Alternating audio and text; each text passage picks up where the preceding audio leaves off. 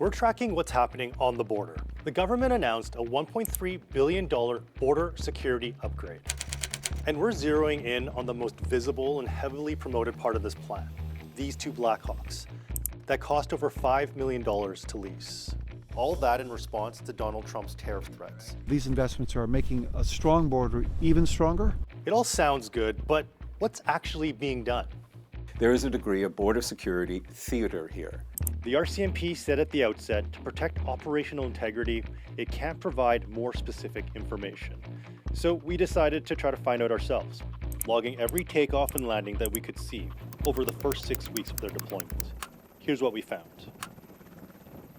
This is Canada's border with the US, the longest undefended border in the world.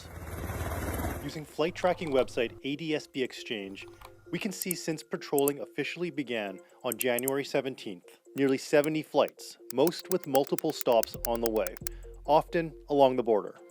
The two Blackhawks were deployed in Quebec, Manitoba, New Brunswick, Ontario, Alberta, and British Columbia. We know their ID because we can see this code in promotional videos.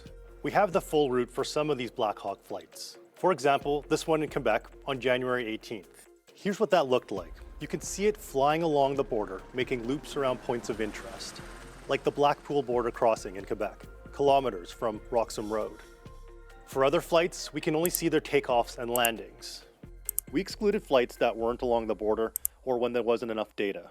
But that still lets us put together a rough picture of what's happening. So in Quebec, on this stretch of border here, we counted 23 flights since January 18th, usually lasting around 5 hours, mostly in the daytime.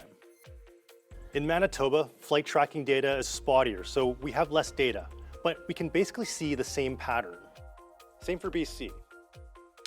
We also spotted deployments in New Brunswick, Ontario, and Alberta. So that's what we can see is happening. But we had another question. Is this actually doing anything?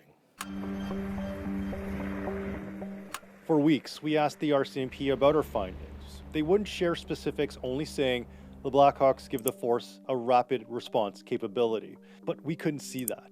Based on all the flights we tracked, the Blackhawks were in the air for hours at a time, almost daily, patrolling stretches of border. We also asked, have these Blackhawks been involved in any arrests or seizures over the past few weeks? Again, we didn't get any information. Until February 25th, they revealed that a Blackhawk was used in a border arrest 2 days earlier.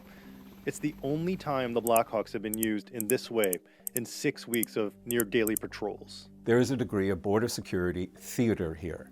You know, we're putting up hardware into the skies. Blackhawk helicopters, we're promising 24/7 surveillance, and it is designed to appease the United States. To be clear, there's a lot happening at the border besides Blackhawks.